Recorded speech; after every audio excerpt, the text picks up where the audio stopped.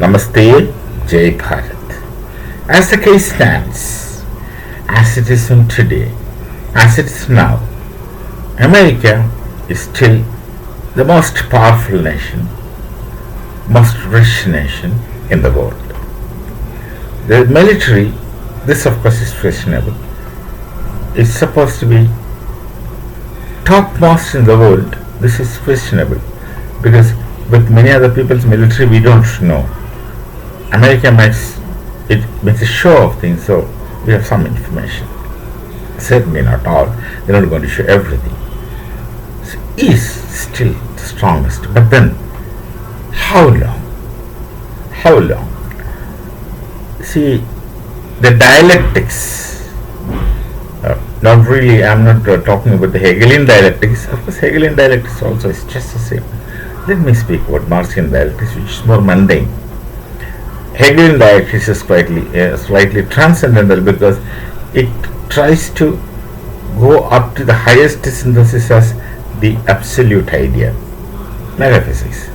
But Marx, of course, revolution, and then communism, which is the highest synthesis. Though after revolution, dialectics doesn't function in Marxian theory. So the opposite of a thesis. Thesis is let's talk about thesis as a given situation, the way things are.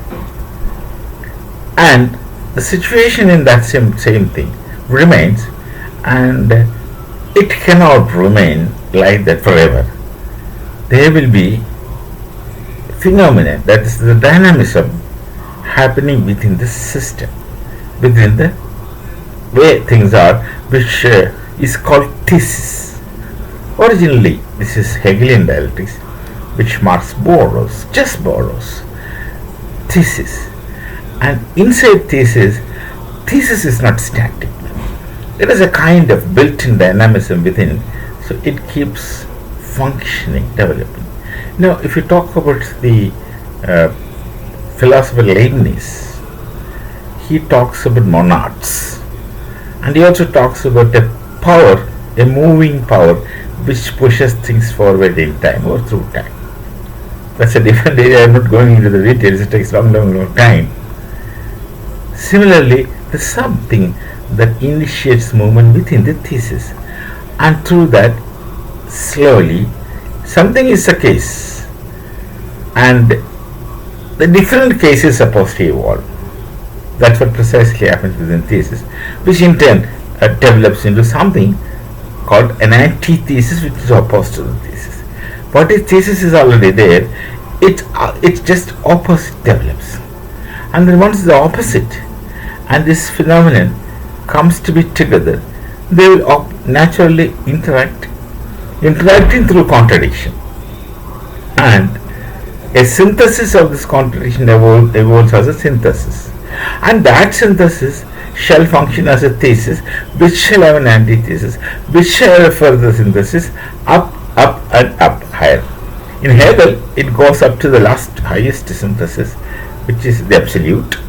In Marx, it goes up to the point of revolution, where dialectic stops, and a different kind of forward moving method he introduces till the point of classlessness, statelessness, etc. Communism is supposed to be, and that's highest synthesis in theory, ideally. So this kind of things keeps happening. So whatever is the situation of yours, if you consider it as a thesis, and it should have antithesis developing. If you look at the world in its entirety, you will find this system happening everywhere. Someone comes to be very powerful, flourishes, and at some point or from some point the decline starts. It doesn't happen overnight. It starts very gradually, slowly, but it starts and goes into the zenith or the highest point, where the decline becomes inevitable. Look at all civilizations in the world. Look at everything in the world. There's a beginning, there's a development, This is a point of flourishing and, of course, decline. So the time and movement of nature is rightly conceived in Hindu knowledge tradition. Time is cyclical for us. Time is cyclical for us. Even music is cyclical for us. That's a different concept. So it comes back into a cycle. So yours is just a very insignificant small dot in the cycle of time when you talk about the world, even in the cosmos. In the cosmos, we are very insignificant because there are only unknown things in the cosmos. We don't know. So don't think that we are the only beings living. There are some saying, it's interesting, but I do not know, no one knows it. But it's interesting to say that, the Hindus talk about so many gods and goddesses. There's no list of these 33 crores of gods and goddesses. I don't think anyone has ever made such list or if it is available somewhere. But that's a saying, which actually tries to say that there are plenty. Uncountable, that's what it tries to say. So many gods and goddesses. And all these gods and goddesses are, they look like human, but it appears they're not really human in the sense that they're so different from human beings. Many of them will have more hands, sometimes 4 hands, and different appearance. Basically, it appears like human being, but very different from human beings. And they have created so many things. Many people say that. We really don't know. We can only it's enjoyable to speculate. That's what I'm telling. They have visited. We're responsible for civilization, etc., etc. So the point I'm just talking is, there was a time when the Vedic society existed, which was so rich in knowledge. Now mark me, when I say they were rich in knowledge, please understand one thing: there were no single area of knowledge which was unleft or overlooked by the ancient Bharatiya scholars. They not only attended to every possible conceivable departments in knowledge, but also explored it to the that time possible maximum extent. I am telling that time possible maximum extent for decency. In practicality, they've exhausted the all explanations or understanding of knowledge fully. You may develop further on it, that's a different story. So they've not only addressed, they've exhausted, they obtained authentic knowledge in all possible knowable knowledge departments. This thing doesn't happen. So that was the status of Bharatiya knowledge tradition. That was Bharat. Really the most highest in the entire history of mankind. I'm sure it's in the entire history of mankind. And then many learned from us because we had about 7 lakhs universities in this nation. People, those who wanted to know, came, studied, went back, and further expanded on what they go to. Capable people did that. This is an exception to this. This, of course, is my feeling. I'm not speculating, but I really have a logic. To say that no exception in the entire world. All knowledge has its root in Veda-Manishadic knowledge tradition, Bharatiya knowledge tradition, and originated from here. Then must have developed. You pick any civilization, any knowledge, it's rooted in the Veda-Manishadic knowledge tradition. So that's a kind of development and growth Bharat had when the entire world were very uncivilized. It's actually barbaric ways they were living. I didn't want to use that word because barbarian, when you say barbaric, it has a different kind of connotation which people don't like. It's only, I don't mean to say totally uncivilized, I only mean to say that. So it developed, it grew. Then even that civilization declined. Time is cyclical. We have the concept of our chronology, we have the concept of Yuga, then Manvantara, Kalpa, etc., etc. Time concept we have. So many zeros to read how many years. So this development, growth, decline, and the US can't be an exception. Many others can't be an exception. But see, the cyclical thing, this time Bharat will again come up. The concept of Vishwaguru, the term Vishwaguru, is in its place. It means and shall continue to mean. So our decline, our suffering are over, but we have this great experience of great people coming and kindling the movement upwards, and it happens overnight very fast. Then it with tremendous speed goes forward. You talk about I'm just talking about the known history. Just talk about Shankaracharya, Adi Shankaracharya. That's of course post-Buddhist period, 7th, 8th century AD.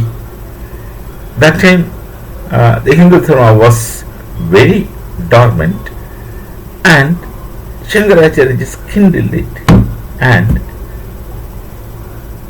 re-established the authority of Sanatana Dharma. His contribution. Then you look at Chhatrapati Shivaji Maharaj. This is all recent history. The Mughal domination, the Muslim domination was almost everywhere, and with Chhatrapati Shivaji Maharaj, the Hindu domination reclaimed. The Marathas, with the spirit of Shivaji Maharaj, established Hindu kingdoms. Maybe it in Baroda, Indore, Gwalior, Jhansi Rani, of course. These things are significant re-establishment. Now look at the present political party. That is changed in positive direction. And my Prime Minister is Nimitta. We call it as Nimitta Karna. You in English can call it as immediate cause. There is always remote cause. And this cycle of time comes. So Bharat is emerging, and Bharat is becoming strong. The whole reason for the disturbance of President Trump is that he just sees Bharat becoming authoritative and powerful, and he can't take it. He doesn't know all those things. He doesn't know what's the time, circular kind of time. He doesn't know. He's a trader. He's a trader who simply knows how to make profit. He doesn't understand this deep philosophy or time movement. That's not his problem. And his advisors are equally like him, because he would pick up people of his choice like him. And he gets disturbed. So this question is, the antithesis of US authority is becoming slowly. And the world, many people don't like this. They wanted to get rid of the American bossing, bullying, domination, in better words. Actually it is bullying and bossing around, but call it as domination in decent language. Many people in the world don't want it. Now the question is that they want, this question remains, who will bell the cat? I think we will bell the cat. When the world finds confidence in Bharat, they will start depending on Bharat. The process already started. They will want a substitute for American dollar. They will want a substitute for American domination precisely. Things will have to change. Things will become different. This is natural. You can't fight nature. You're a small human being. Can't fight nature. Nature keeps evolving. Nature keeps cyclically changing, evolving. So these things are happening, and Bharat is emerging as Vishwaguru. The word means a lot. Vishwaguru. Where people start depending on Bharat, people find confidence in Bharat, and nations like Brazil will have the confidence of disagreeing with US. You will find many people disagreeing with your US. China always disagreed. And don't play with Russia. You don't know what Russia is. They will show off. Yesterday they were more disciplined. Yes, because they are no more disciplined. They don't show off what they have up their sleeves. No one shall know. You can infer. You can guess. But then that may be not real. That may be not near truth. So the world is in for some kind of changes.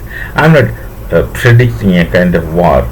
There is a kind of war which shall be not military action but likely economic action, economic war. Here again, Marx is interestingly appears to be correct, not in totality, but appears to be correct when you pick up this point. He says economic structure is a substructure. All others are superstructures. Right here. In this context, real economic strength, other things automatically follow. How permanent this shall be is a different question. How stable this is a different question. But to begin with, you have to agree with Marx. Economic structure is a substructure. Other things are possibly superstructure. So this is the way a structuralist looks at phenomenal world. Structuralism may be not entirely correct, but structuralism is indicative of some kind of understanding of things happening around. And from that understanding, you can shift to a different kind of understanding as needed. So, economics also changing. Bharat is becoming richer. Many other nations are becoming economically strong. And that will command, in time, domination. We shall meet again. Namaste. Jai Bharat, Jai Sri Ram.